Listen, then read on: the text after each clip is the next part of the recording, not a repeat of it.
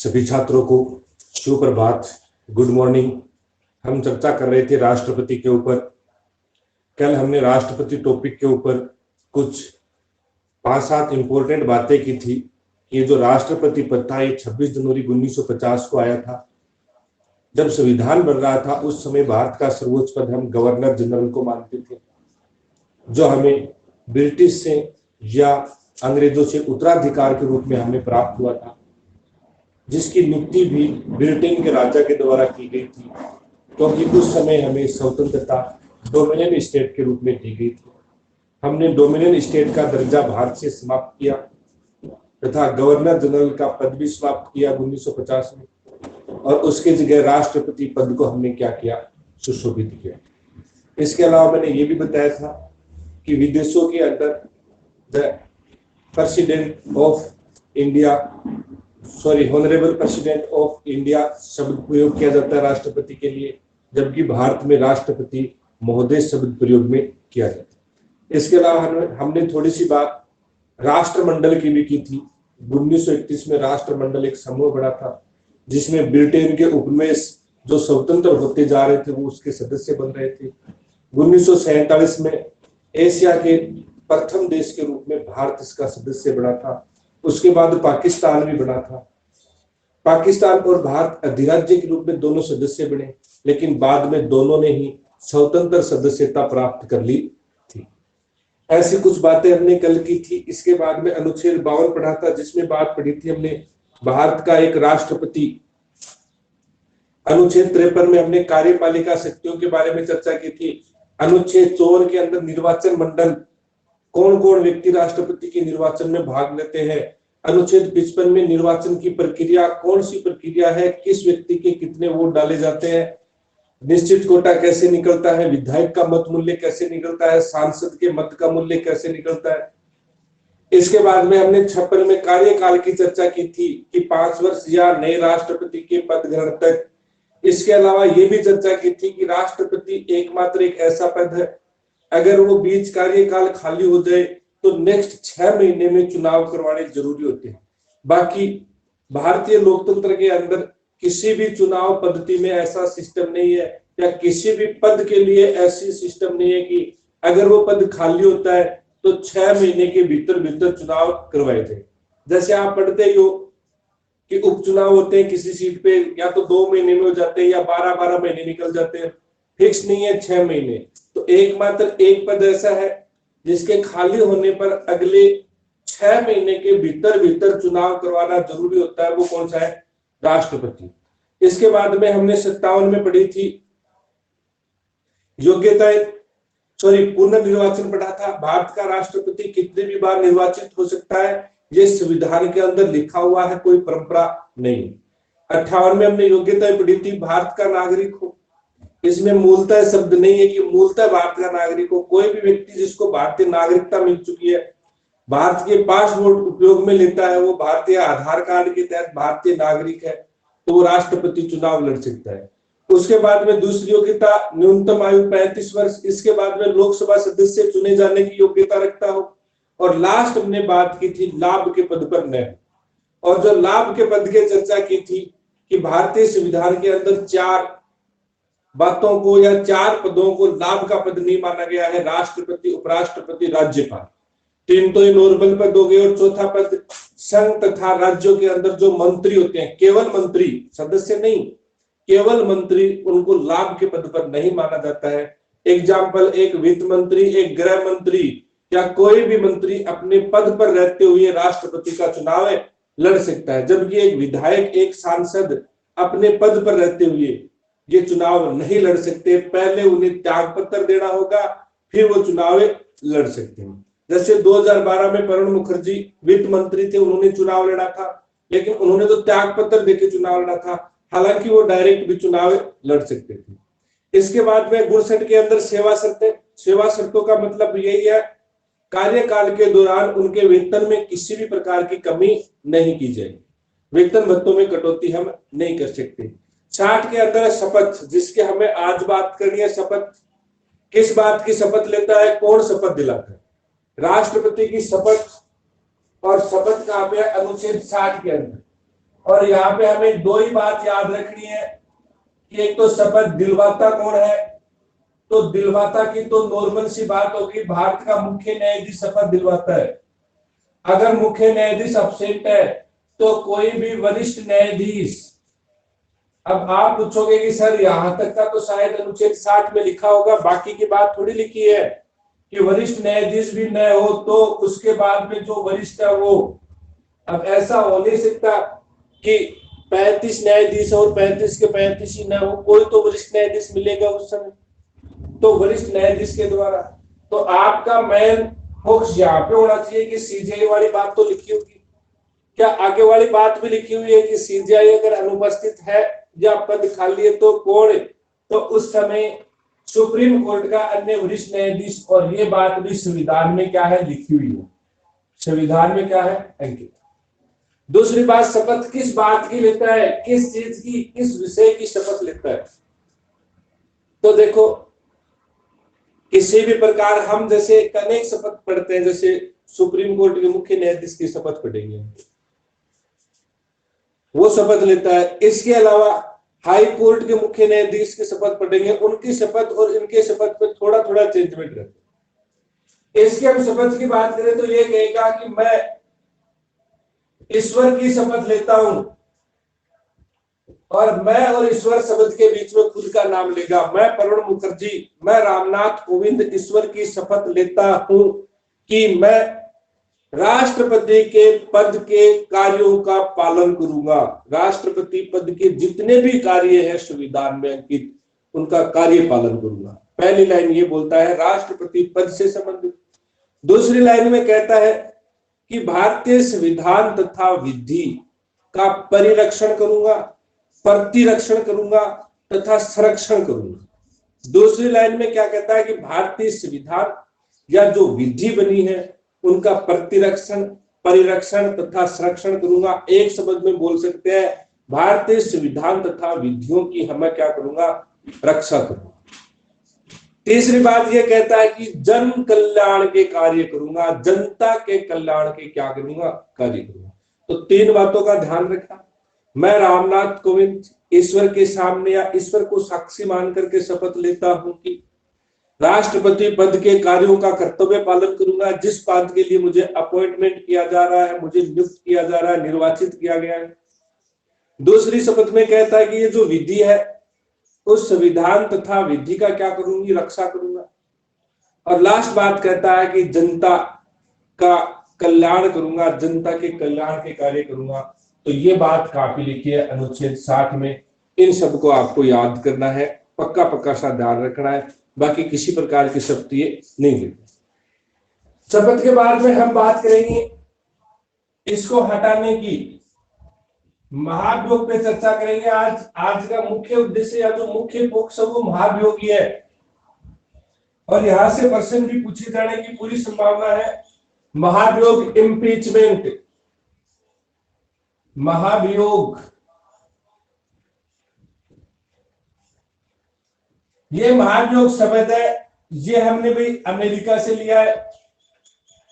मूल रूप से ये शब्द ब्रिटेन के द्वारा सर्जित किया गया शब्द है, ब्रिटेन की संसद ने इसको सर्जित किया था, वहां पे कुछ पदाधिकारियों को हटाने के लिए।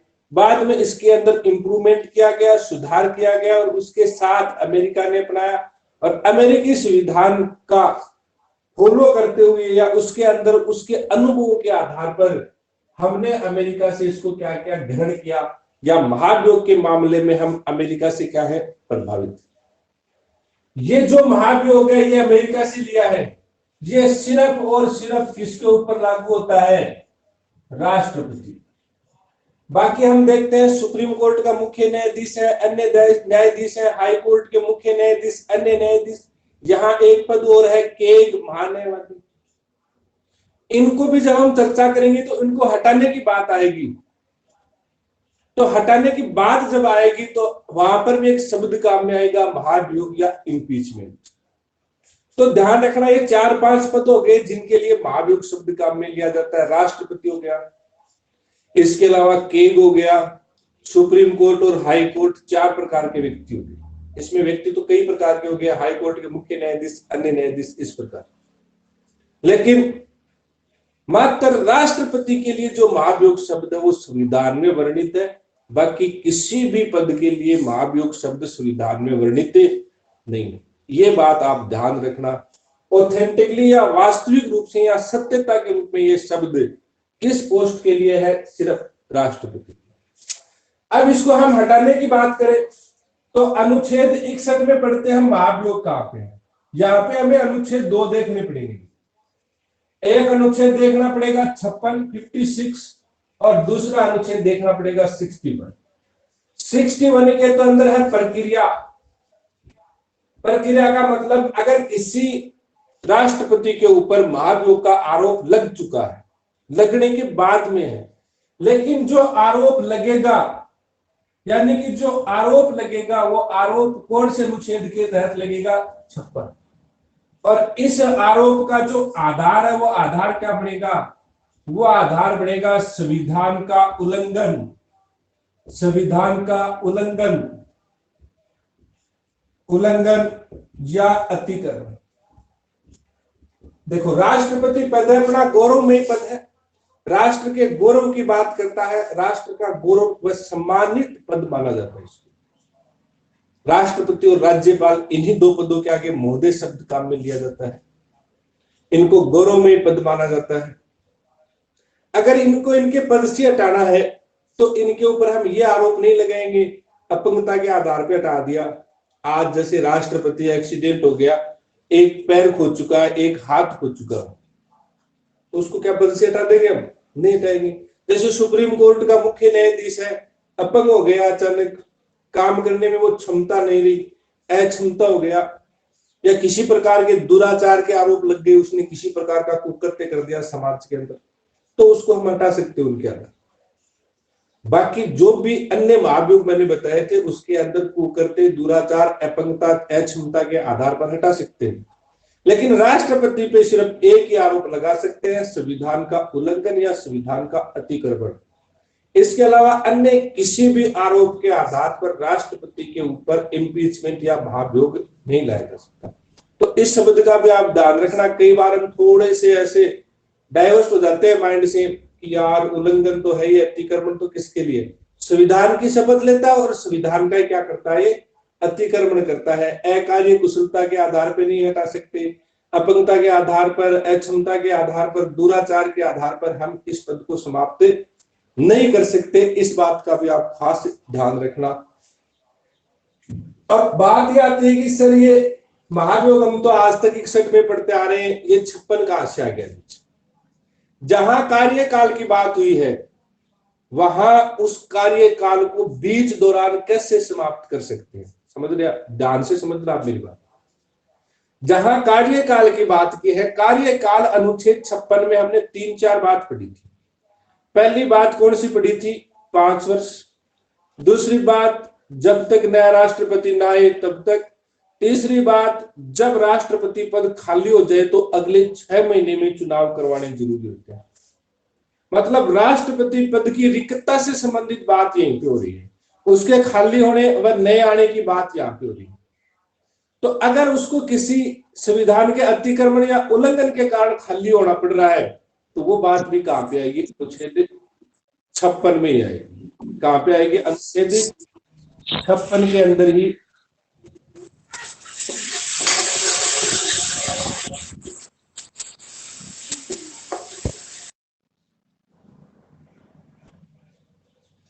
अनुच्छेद 56 के अंदर ही उस बात को शामिल किया जाएगा। 1 मिनट में।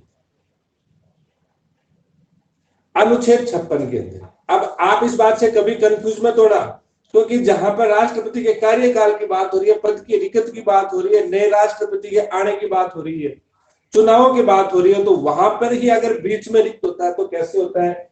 आधार है संविधान का उल्लंघन या अतिक्रमण, अनुच्छेद 56। लेकिन जो महाभियोग है, हटाने की बात है कि उसको हटाया। अगर अनुच्छेद 56 के तहत उसके ऊपर उल्लंघन किया है, इसका आरोप लगा है, तो इसकी प्रक्रिया कहां पे चलेगी? 61 में चलेगी। उसको जो हटाने की प्रक्रिया है वो कहां पे चलेगी? 61 में चलेगी। और अब हम बात करेंगे हटाने की प्रक्रिया की, किस प्रकार उसको हटाया जाता है। आरोप देख लिया आपने, किस प्रकार आरोप लगा है, महाभियोग हमने कहां से लिया है, कौन सी पोस्ट के लिए केवल महाभियोग शब्द काम में लिया जाता है। अब हम बात करेंगे इसके ऊपर हटाना या महाभियोग की प्रक्रिया। दो सदन है हमारे, लोकसभा है और राज्यसभा है। यहां पे है सभापति और यहां पे है स्पीकर। पहली बात, किसी भी सदन के 1/4 सदस्य ये लाते हैं, इसको ये ला करके या तो ये स्पीकर को सौंपते हैं या ये सभापति को सौंपते हैं। स्पीकर तथा सभापति इसके ऊपर मंथन करते हैं, स्वयं बैठ के क्या करते हैं, चर्चा सही है या ये गलत है। इसके बाद में यहां से देखना आप 1/4 सदस्य होने चाहिए। स्पीकर या सभापति दोनों में से किसी के एक पास जाएगा, वो दोनों बैठ के इसके ऊपर चर्चा करते हैं, अलग अलग बैठ के जिसके पास गया वो। उसके बाद में एक समिति बनाते हैं, समिति। उस समिति के अंदर देश का मुख्य न्यायाधीश होता है, एक किसी हाई कोर्ट जो 25 हाई कोर्ट होते हैं उसका मुख्य न्यायाधीश होता है, और एक कोई न्यायविद होता है जो कानून का जानकार हो, कानून का ज्ञाता हो। इनसे पूछा जाता है कि भाई राष्ट्रपति के ऊपर ये आरोप लग रहे हैं, बताओ भाई सही है या गलत है। तो ये व्यक्ति उसकी थोड़ी सी जांच करता है, जिसको जांच कमेटी बोलते हैं। और इसी जांच कमेटी से जांच करवाने के कारण ये प्रक्रिया अर्ध न्यायिक प्रक्रिया कहलाती है। अगर किसी व्यक्ति को हटाने में सुप्रीम कोर्ट का पूरा हाथ हो तो वो न्यायिक प्रक्रिया होती है। एग्जाम्पल देखना, कई बार प्रश्न पूछा जाता है, जैसे किसी व्यक्ति को किसी दंड के दौरान, यानी कि उसने किसी की हत्या कर दिया, किसी प्रकार का कोई ऐसा दंड दिया जा रहा है, और दंड देने के दौरान सुप्रीम कोर्ट उसको उसकी नौकरी से बर्खास्त कर रहा है, नौकरी से हटा रहा है हमेशा के लिए, कि आज के बाद ये पोस्ट आपके पास नहीं रहेगी, तो वो न्यायिक प्रक्रिया हो गई हटाने की। कौन सी प्रक्रिया हो गई? न्यायिक प्रक्रिया। इसके अलावा अगर कुछ व्यक्तियों को या एक व्यक्ति को अपनी जो संसद है, जिसको हम विधायिका के नाम से कल चर्चा की थी, जो कानून बनाने का काम करते हैं, अगर कानून बना करके किसी व्यक्ति को हटाया जाता है तो कानूनी प्रक्रिया हो गई या विधायी प्रक्रिया। समझ गए मेरी बात को? तीसरी, हमने कल एक कार्यपालिका की बात की थी, कई पोस्टों की हमने बात की थी, जैसे महान्यायवादी है, राज्यपाल है, ऐसे कई प्रकार की ऐसी पोस्ट है, कई आयोग हैं जिनके अध्यक्ष हैं।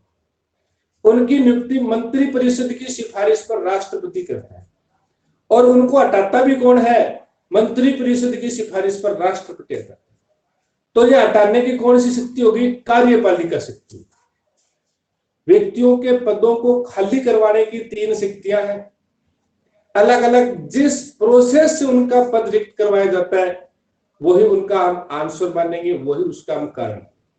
अगर सुप्रीम कोर्ट किसी व्यक्ति को उसके पद से किसी दंड के दौरान उसके पद की समाप्ति कर रहा है तो न्यायिक प्रक्रिया से। अगर अपनी संसद या अपनी जो विधायिका की बात की थी, मतलब संसद से अगर हम राष्ट्रपति, उपराष्ट्रपति, प्रधानमंत्री और मंत्री निकाल दे तो संसद में बाकी क्या बचेगी? केवल अकेली विधायिका बढ़ेगी, केवल 2 सदन बचेंगे जो कानूनों के ऊपर डिस्कस करते हैं, विधेयकों के ऊपर डिस्कस करते हैं। अगर वो विधायिका किसी प्रकार का कानून बनाकर कुछ लोगों को उनकी नौकरियां समाप्त करती है तो वो विधायी प्रक्रिया होगी, विधायी आदेश होगी। अगर मंत्री परिषद राष्ट्रपति से किसी व्यक्ति को उसका पद त्याग पत्र देने या पद खाली करवाती है तो वो कार्यपालिका प्रक्रिया होगी। कौन सी प्रक्रिया होगी? कार्यपालिका। अब ये तो हम बोल रहे हैं कि समिति के माध्यम से पूछा, इस समिति का थोड़ा सा मतलब ध्यान रहा इसके अंदर। समिति के बारे में हमने चर्चा की, समिति से हमने सहायता ली, सलाह ली। तो इस समिति में बैठे तीनों लोग न्याय से रिलेटेड है, न्यायपालिका से रिलेटेड। तो इस प्रकार संसद भी है, मतलब विधायिका भी है यहाँ पर, मंत्री भी है यहाँ पर, और इसके अलावा कानून से रिलेटेड भी है। इन कानून से रिलेटेड होने के कारण या न्यायपालिका से रिलेटेड होने के कारण इस प्रक्रिया को बोलते हैं हम अर्ध न्यायिक प्रक्रिया। और बहुत बार प्रश्न भी पूछा जा चुका है, महाभियोग की प्रक्रिया है कार्यपालिका, विधायिका, न्यायिक या उपयुक्त सभी? तो उपयुक्त सभी आए तब भी आपका सही रहेगा। और इसके अलावा अर्ध न्यायिक शब्द आए तो आपका दा बेस्ट रहेगा अर्ध न्यायिक प्रक्रिया। समिति जांच करवाती है, समिति कहती है कि ठीक ठाक मामला है, वोटिंग करवा लो आप। अब वोटिंग करवाने की तिथि निश्चित करते हैं, और जो वोटिंग करवाने की तिथि होती है, मतलब जो चर्चा की तिथि होती है, उस तिथि के 14 दिन पूर्व, 14 दिन पूर्व यानी कि 14 दिन पहले राष्ट्रपति को संदेश भेजा जाता है कि फलाने दिन आ जाना, आपके ऊपर ये आरोप लगे हैं, हमने जहां तक जांच की है आरोपों को सही पाया है, अब या तो खुद आ जाओ या किसी अन्य व्यक्ति को भेज दो।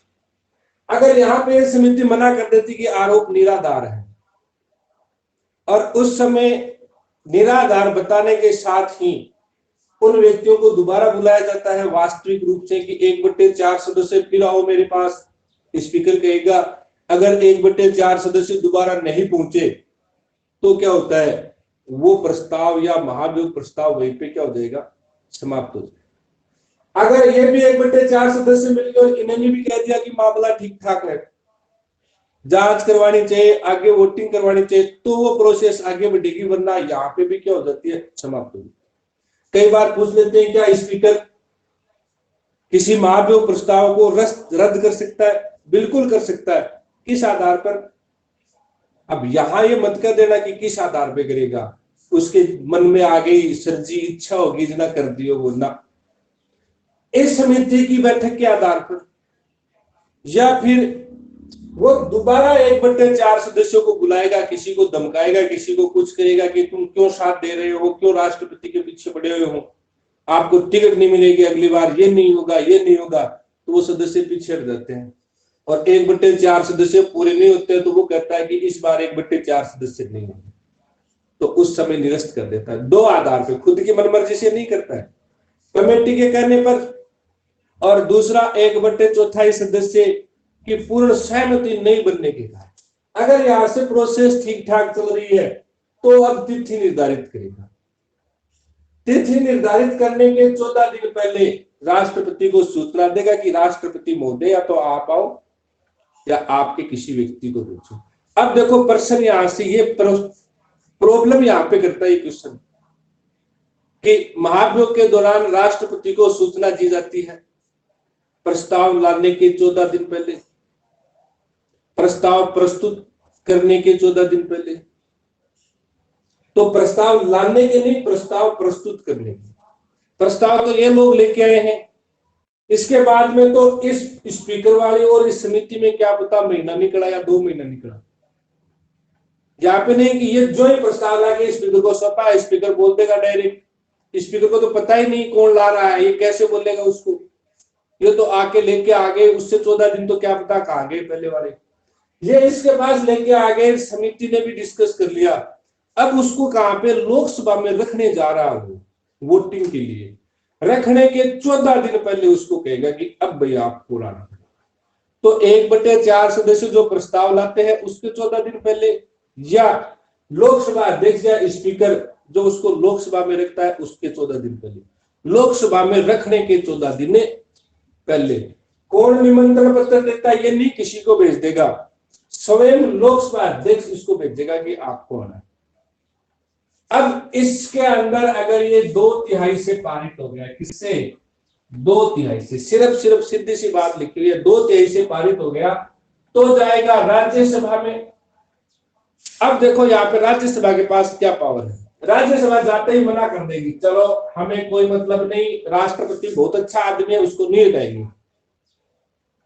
अब आप कहोगे कि सर ये मना कर देंगे तो संयुक्त बैठक बुला लेंगे, नाम सुना है आपने, संयुक्त बैठक नहीं बुला सकते, राष्ट्रपति का मामला है। संयुक्त बैठक इसलिए नहीं बुला सकते क्योंकि संयुक्त बैठक के अंदर जो बहुमत से साबित होता है या बहुमत से जो भी निर्धारित किया जाता है वो मान्य होता है, इनके पास 543 है, इनके पास 233 है। तो ये तो पहले से ही बहुमत में है, 2/3 लेके बैठे हैं। तो संयुक्त बैठक में तो जीत किसकी होगी? लोकसभा की होगी। इसका मतलब राष्ट्रपति को हटाने के अंदर राज्यसभा का तो कोई महत्व ही समाप्त हो जाएगा। राज्यसभा को तो कोई मतलब ही नहीं है। संपूर्ण देश का मामला है, राज्यों के प्रतिनिधित्व यहाँ बैठे हैं, उनसे भी पूछना जरूरी है कि हटाए या नहीं हटाए। ये इन 1/4 सदस्यों या 2/3 को बुरा लग रहा है, आपको भी लग रहा, आप भी आपकी बात बताओ।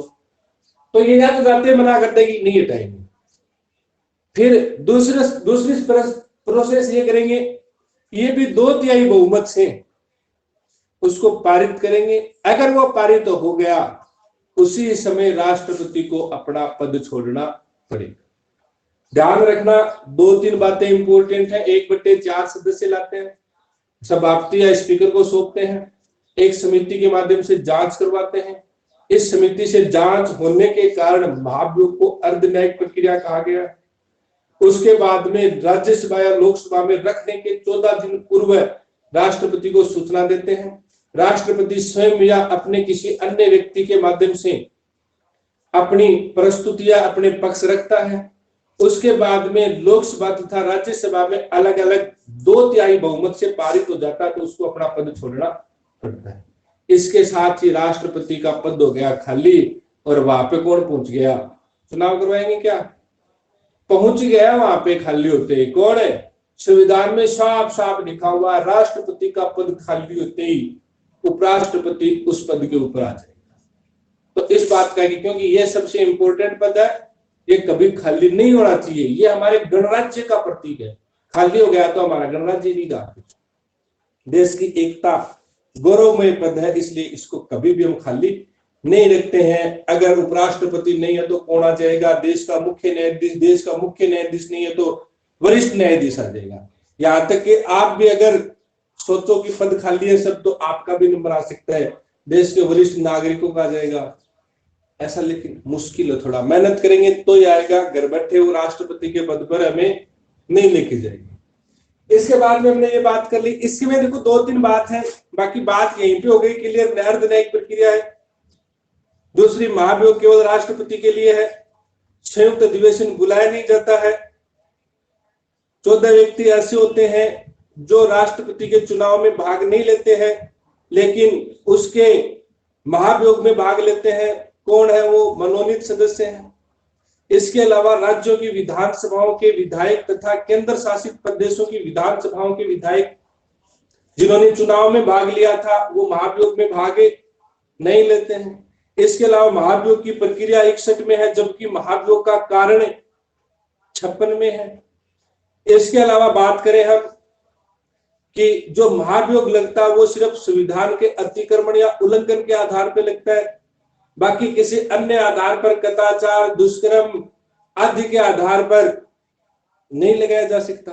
तो इन बातों का भी आपको ध्यान रखना। देखो, ज्यादा नहीं कि निम्न में से कौन सा कथन गलत है, हमें इन बातों पे ध्यान रखना। थोड़ा सा पहले नॉर्मल पूछ लेते थे 61 कौन लेके आता, आजकल वो नहीं पूछते।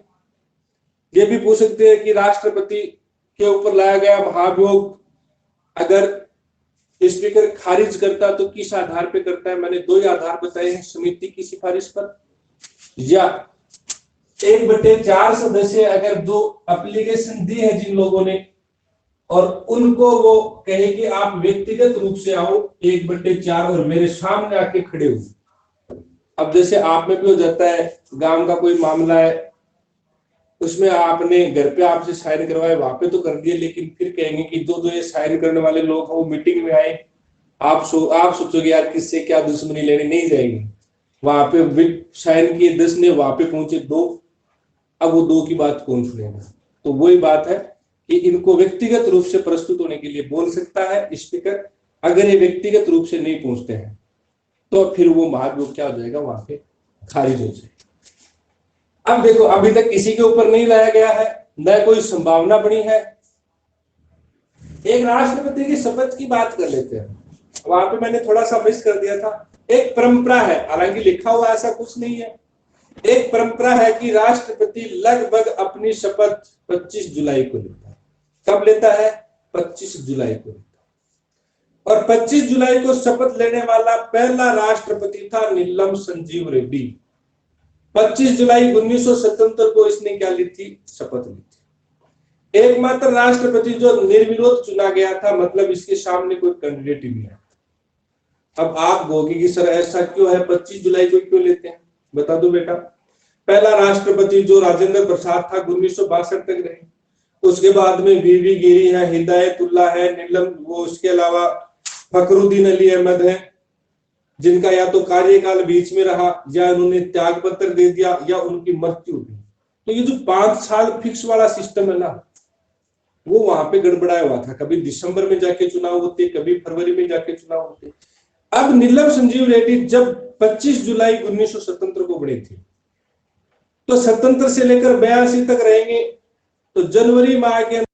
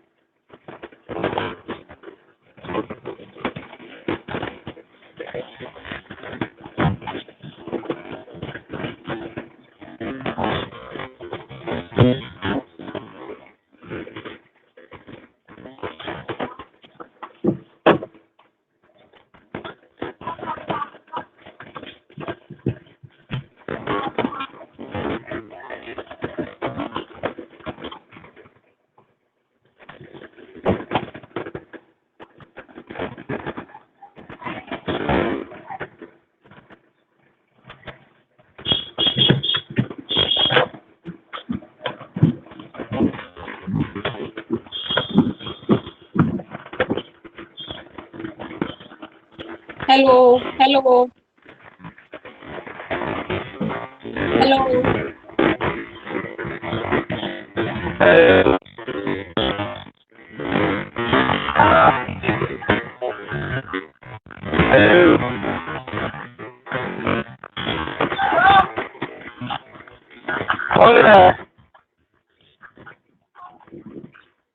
वो ब्लूटूथ वो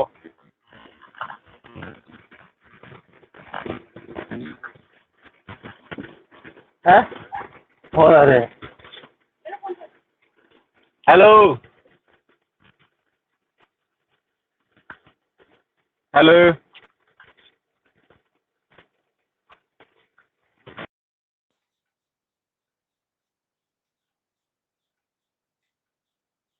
हेलो हेलो हेलो, अभी भी प्रॉब्लम आ रही है क्या? हेलो हेलो हेलो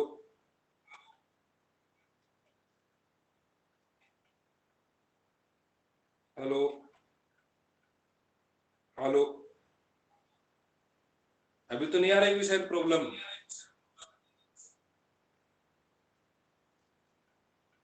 अभी आवाज क्लियर है सर।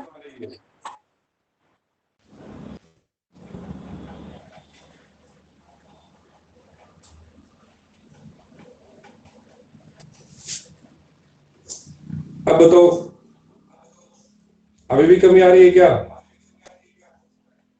हेलो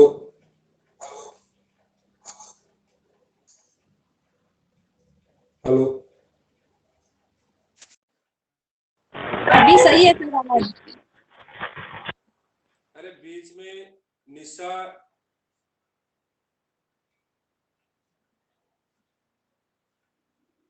हेलो हेलो,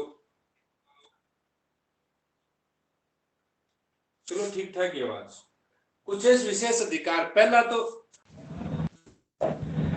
राष्ट्रपति तथा राज्यपाल अपने पद पे रहते हुए जो भी कर्तव्य पालन कर रहे हैं, उन कर्तव्य पालन की वजह से अगर वो किसी सजा के हकदार है तो उनको सजा नहीं प्रदान की जाएगी। कारण बता दूं क्यों नहीं प्रदान की जाएगी?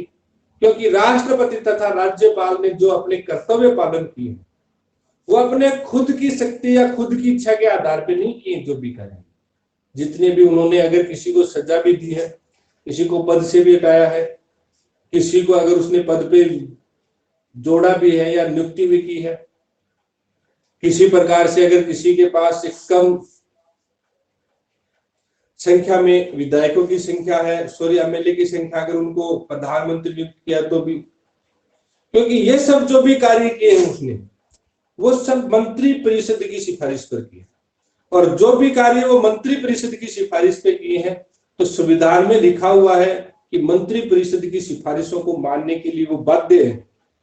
अगर वो बाध्य है वहां पे, तो बाध्य होने का मतलब गलतियां वो नहीं कर रहा, गलतियां कोई और कर रहा है। इसलिए राष्ट्रपति तथा राज्यपाल को ये इन कार्यों के लिए किसी भी प्रकार की सजा नहीं मिलती। इसके अलावा देखो और कौन कौन सी मुक्तियां हैं, दोनों को ही मिली हुई है। सीधे से समझ लो आप, जब वो अपने पद के ऊपर है उस दौरान किसी भी प्रकार का न्यायालय, चाहे डिस्ट्रिक्ट न्यायालय हो, चाहे वो गांव में लड़ाई करके गया हो, चाहे हाई कोर्ट हो, चाहे सुप्रीम कोर्ट हो, उनको कार्यकाल के दौरान नोटिस नहीं भेज सकता। दूसरी बात, सिविल जिसको हम दीवानी तथा फौजदारी जो मारपीट से संबंधित मामले होते हैं, दीवानी जो जमीन जायदाद विवाह तलाक उत्तराधिकार आदि से संबंधित मामले होते हैं, फौजदारी तथा जमींदारी दीवानी मामलों में उनके ऊपर किसी प्रकार की जांच नहीं हो सकती। लेकिन एक छोटा सा ऑप्शन छोड़ दिया यार, छोटा सा ऑप्शन यही छोड़ा है कि अगर मामला दीवानी हो उस समय राष्ट्रपति को पूछताछ की जा सकती है, सिर्फ पूछताछ, वैसे उसके ऊपर किसी प्रकार की कार्रवाई नहीं की जा सकती। और पूछताछ के दौरान होता क्या है, 2 माह पहले सूचना देनी पड़ेगी, उसके बाद उसको कौन व्यक्ति किस मामले के अंदर उसके ऊपर आरोप लगाया है वो सब कंडीशन राष्ट्रपति को बतानी पड़ेगी, और उसके बाद सुप्रीम कोर्ट की एक बेंच उसके साथ क्या करेगी, पूछताछ। फिर भी मतलब देखो कितनी रियायत दी गई है, 2 महीने पहले उसको बता दिया जाएगा। अब दीवानी मामलों में ऐसे बताया दिया जाएगा क्योंकि दीवानी जो मामले हैं वो प्राकृतिक अधिकार से रिलेटेड। अब वो तो राष्ट्रपति बन गया और राष्ट्रपति बनते उसने उत्तराधिकार का जो संपत्ति थी पूरी पर अधिकार कर लिया, पत्नी को तलाक दे दिया, बेटे को कुछ नहीं दे रहा। अब उनके जो भाई हैं, माता पिता हैं, पति पत्नी पुत्र हैं, उनका जो मौलिक अधिकार है, उनके जो प्राकृतिक अधिकार है, उनका तो हनन कर गया वो। इसलिए कहा गया हाँ, फौजदारी मामलों में किसी प्रकार का आरोप नहीं लग सकता, दीवानी मामलों में आरोप लग सकता है। उस आरोप की भी जांच होगी और वो 2 महीने की पूर्व सूचना में होगी। बाकी जो कार्य उसने अपने कर्तव्य पालन के लिए किए हैं, अपनी पोस्ट के लिए किए हैं, उन मामलों पर उन पर कभी भी जांच नहीं। 3 बातें हैं, 4 बातें वैसे। पहली बात, कर्तव्य पालन के दौरान अगर कोई गलत कार्य हुआ तो उसका वो दोषी या सजा का भागीदार नहीं होगा कभी भी। दूसरी बात, कार्यकाल के दौरान किसी भी प्रकार की न्यायपालिका नोटिस नहीं भेजेगी। तीसरी बात, जमींदारी तथा फौजदारी तथा दीवानी मामलों में किसी भी प्रकार का केस दर्ज नहीं होगा। चौथी बात, ये 3 तो प्रॉपर राष्ट्रपति के लिए है। चौथी बात में थोड़ी सी रियायत दी है दीवानी मामले। अगर किसी प्रकार का दीवानी मामला राष्ट्रपति के विरुद्ध आता है तो सुप्रीम कोर्ट राष्ट्रपति को 2 महीने पहले सूचना देगा, और सूचना के साथ साथ उसे यह भी बताएगा कि किस मामले में और किस व्यक्ति के माध्यम से किस बात के ऊपर आपसे चर्चा करनी है, आपसे वाद विवाद करना है। इसके बाद में उससे क्या हो सकती है, पूछताछ हो सकती है। ये क्या हो गई, उन्मुक्तियां ठीक ठाक ही है। फौजदारी तो है ही नहीं, कहीं भी जो किसको मारो कुछ भी करो, फौजदारी मामला तो होगा ही नहीं, दीवार नहीं हो सकता उसके ऊपर, न किसी प्रकार का नोटिस आएगा कभी भी। तो 5 साल तो मजे मजे हैं। अब इसके बाद में आज के हम लास्ट चर्चा करेंगे अनुच्छेद 72, और 72 के अंदर है राष्ट्रपति की क्षमादान की शक्ति, क्षमादान की शक्ति। इस क्षमादान की शक्ति के अंदर क्या इंपॉर्टेंट है, क्यों दी गई है राष्ट्रपति को क्षमादान की शक्ति? पहली बात तो राष्ट्रपति का गौरवशाली पद है। अगर किसी व्यक्ति को किसी प्रकार की सजा मिली है कोर्ट के द्वारा, तो भारत का प्रथम नागरिक होने, गौरवशाली पद होने के कारण उस व्यक्ति को थोड़ा अधिकार होना चाहिए कि वो उस व्यक्ति को रियायत दे। जैसे आपके पापा ने आपको सजा दे दी कि 1 घंटे मुर्गे बन जाओ, या ये काम करो या ये काम करो, तो उस समय आपके दादा दादी है वो आपको रियायत दे सकते हैं या नहीं दे सकते? आप वहां पे दया याचिका दायर करते हो कि मैंने तो आज ये किया, ये सजा मुझे मिली। तो अब आपके दादा दादी की बात को रखने के लिए या उनके आदर में क्या आपके पापा ये कहेंगे कि नहीं दादा दादी के पास कैसे गए, अब तो 1 से 1.5 घंटे हो सकती है, 2 घंटे हो सकती है बढ़ाएं? ऐसा नहीं होता। सभ्य समाजों में ऐसा नहीं होता। और भारतीय संविधान को हमने इस प्रकार से टाइप बनाया है, तैयार किया है, जिसमें सभ्य समाज की झलक दिखाई देती। तो पहली बात तो ये कि गौरवशाली पद की परंपरा बनी रहे, उस व्यक्ति को ऐसी पावर होनी चाहिए कि वो नागरिकों के, जैसे इसमें बात लिखी है ना शपथ के दौरान, जन कल्याण, वो जन कल्याण भी इसका प्रमुख आधार बनता है। दूसरी बात, कोई भी व्यक्ति अपने आप में सर्वज्ञ नहीं होता है। सुप्रीम कोर्ट ने अगर कोई फैसला दिया है तो हो सकता है उसके अंदर किसी प्रकार की विधि का उल्लंघन हो गया हो, किसी प्रकार का अन्याय हो गया हो, तो ऐसी बात मानकर भी वो क्या करता है, उसकी सजा को क्षमादान की शक्ति राष्ट्रपति के हाथ में दी गई सुधार करने हेतु। हालांकि हम ये नहीं कह सकते कि राष्ट्रपति ज्यादा बुद्धिमान व्यक्ति है सुप्रीम कोर्ट से, इसलिए उसको शक्तियां दी गई है कि लास्ट बुद्धि आप लगाया करो, हमारे से तो गलती होती रहती है। ऐसा नहीं है। 1% ऐसी बातें कही गई है कि किसी विधि के बारे में अगर सुप्रीम कोर्ट ने गलत व्याख्या की है या गलत व्याख्या हो गई, और राष्ट्रपति उस परिप्रेक्ष्य में भी क्या कर सकता है, माफी प्रदान कर सकता है। तीसरी बात, अब जन कल्याण वाली बात आएगी। किसी व्यक्ति को सुप्रीम कोर्ट ने माफी दे दी, सुप्रीम कोर्ट ने सजा दे दी, राष्ट्रपति की नजर में ऐसा लग रहा है कि ये मनुष्य देश के लिए एक अमूल्य निधि है, इसकी सजा को हमें कम करना चाहिए, चेंजमेंट करना चाहिए, इसको हमें विशेष रियायतें प्रदान करनी चाहिए। उस दौरान में जैसे किसी अच्छे गीतकार संगीतकार ने 3-4 मर्डर कर दिए लगातार, अब सुप्रीम कोर्ट उसकी अच्छाइयों को नहीं देखेगा। सुप्रीम कोर्ट ने ठोक दिया कि इसको जहां तक हो सके किसी और को मारेगा और उसको क्या दो, आप फांसी दो। अब वो अमूल्य निधि गीतकार मान लो, चाहे किसी प्रकार का इतिहासकार मान लो, जिसके पास एक बहुत बड़ा ज्ञान का स्रोत है, ज्ञान गंगा बहती है, अब उस व्यक्ति को अगर मृत्युदंड दिया जाता है तो देश को एक बहुत बड़ा नुकसान भी मानते हैं दूसरी साइड। तब राष्ट्रपति उस पर विचार विमर्श करता है, उस राज्य के लोगों से भी पूछता है, उसकी परिस्थितियों का भी पता लगाता है कि किन परिस्थितियों के कारण, तो उसको लगता है कि इसने अपनी जान बचाने के कारण या अन्य परिस्थितियों के कारण ऐसा कुछ किया था जो सुप्रीम कोर्ट में साबित नहीं हो पाया था। और सुप्रीम कोर्ट तो हमेशा गवाह के ऊपर चलता है, तथ्यों पे चलता है।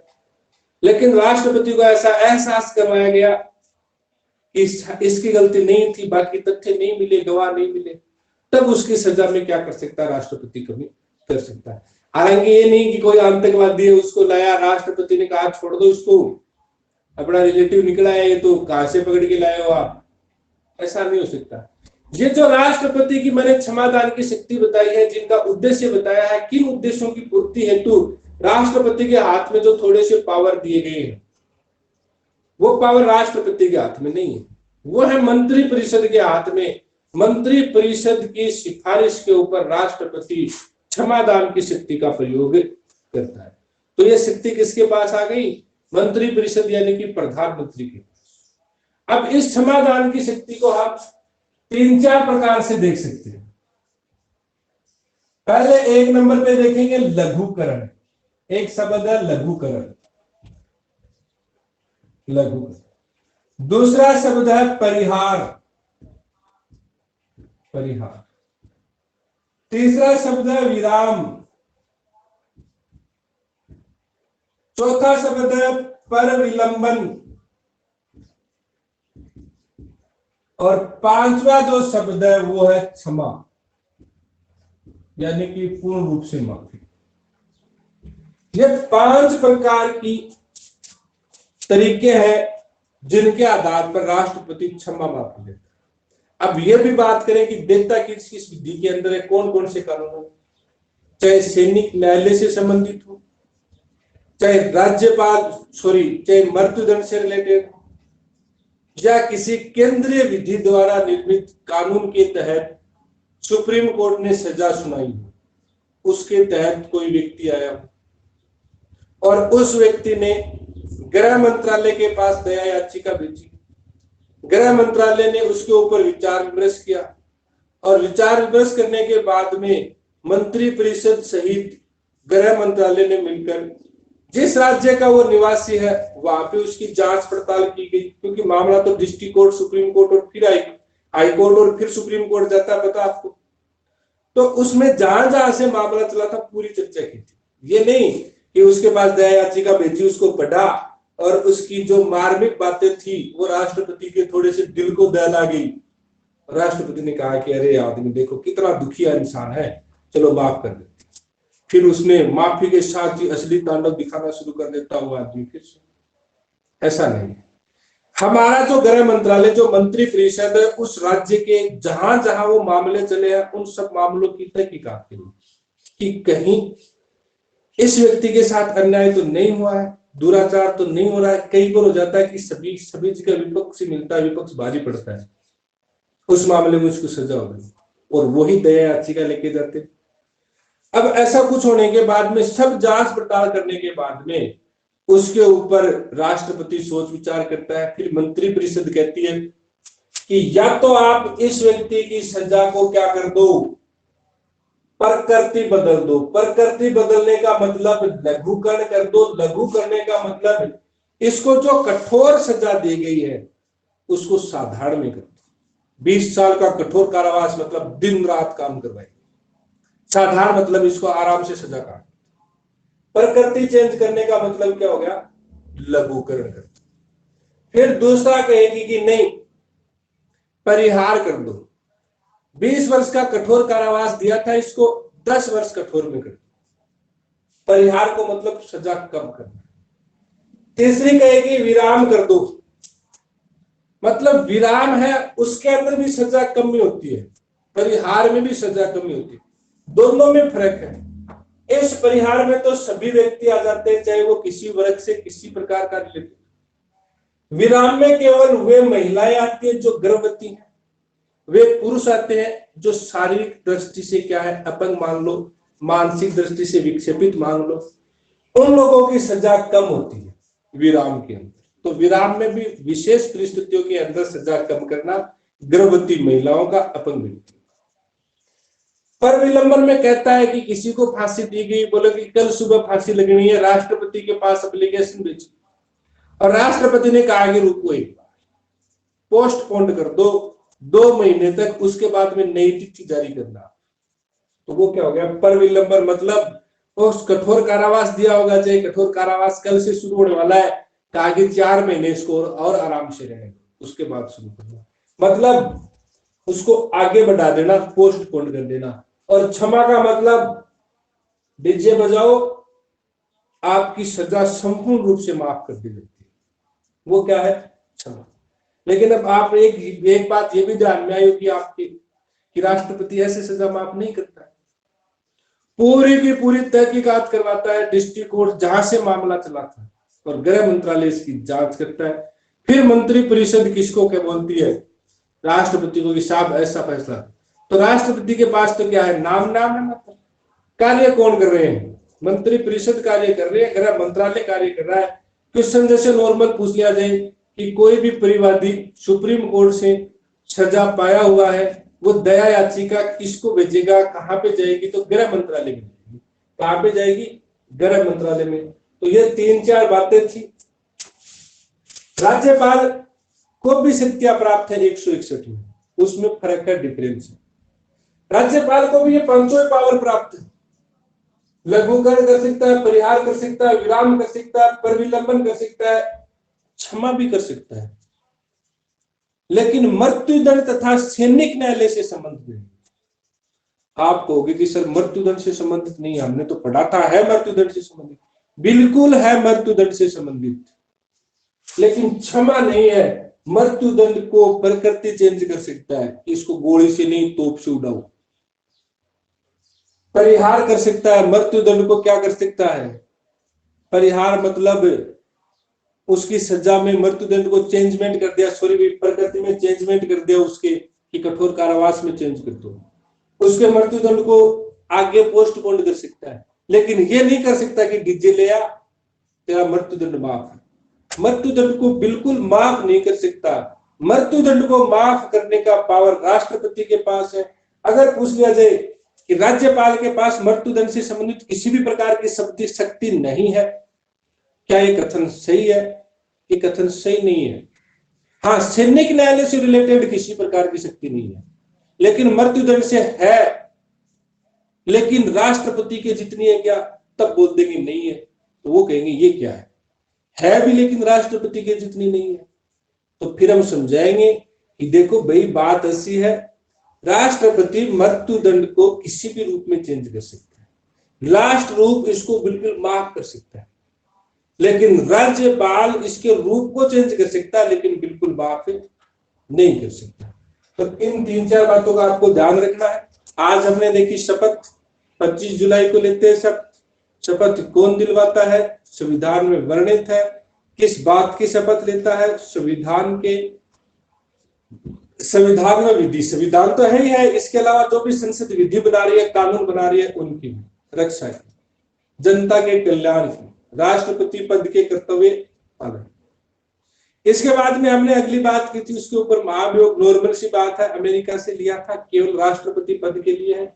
किसी भी सदन में 1/4 सदस्यों द्वारा अर्ध न्यायिक प्रक्रिया कहलाती है, 2/3 बहुमत। ये 3-4 बात ही है। जैसे ऑप्शन देगा महाभियोग के संबंध में गलत कथन चुने। ऑप्शन नंबर 1, महाभियोग अनुच्छेद 61 में वर्णित संविधान के उल्लंघन के आधार पर। दोबारा सुनना, कौन सा कथन गलत है महाभियोग से रिलेटेड? 1, महाभियोग लाया जाता है संविधान के उल्लंघन अनुच्छेद 61। नंबर 2, 1/4 सदस्यों द्वारा लाया जाता है। नंबर 3, स्पीकर को सौंपते हैं। नंबर 4, जिसके अंदर आपको फंसाने का प्रयास करेगा, अर्ध न्यायिक प्रक्रिया है। अब आप सोचोगे 61, पहला 61 का नाम लिया, इसका मतलब ये तो सही है, 61 में महाभियोग है। दूसरा आप सोचोगे ये भी सही है, 1/4 सदस्यों द्वारा। तीसरा आप सोचोगे कि ये भी सही है, कौन? स्पीकर या सभापति को सौंपते हैं। तो था ये अर्ध न्यायिक कैसे हुआ? आप वहां पे ऐसे खुजली करना शुरू कर देंगे। लेकिन अर्ध न्यायिक है, पहले वाला नहीं है। अनुच्छेद 61 में महाभियोग नहीं है, लेकिन उसको जो हटाने का आधार है वो कहां पे? अनुच्छेद 56 में है। हटाने का जो आधार है, आधार अलग है, कारण और ये क्रिया है वो कहां पे है? 61 के अंदर। चलो इसके बाद में कल हम राष्ट्रपति की जो शक्तियां है, आपातकालीन शक्तियां है, विवेकीय शक्तियां है, विधायिकीय शक्तियां है, कार्यपालिका शक्तियां है, ये जितनी भी 4-5 प्रकार की शक्तियां हैं, इनका वर्णन हम कल करेंगे।